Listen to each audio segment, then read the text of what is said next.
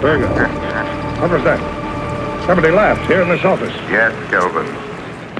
It is the laughter that has echoed through the mind of many a killer.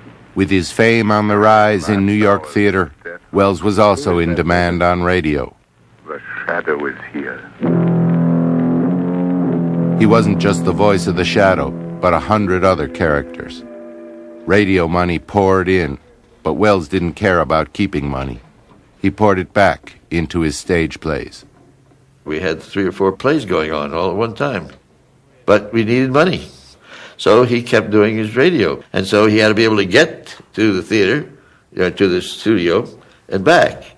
So I think it was his idea, I'll tell you that, to get ambulances to come pick him up and go with sirens down the street and get to the theater. And he had it made. Because I discovered there was no law in New York that you had to be sick to travel in an ambulance.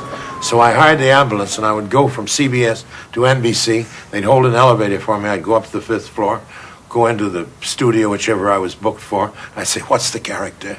They'd say, 80-year-old Chinaman. And I'd go on and do the 80-year-old Chinaman and then rush off somewhere else.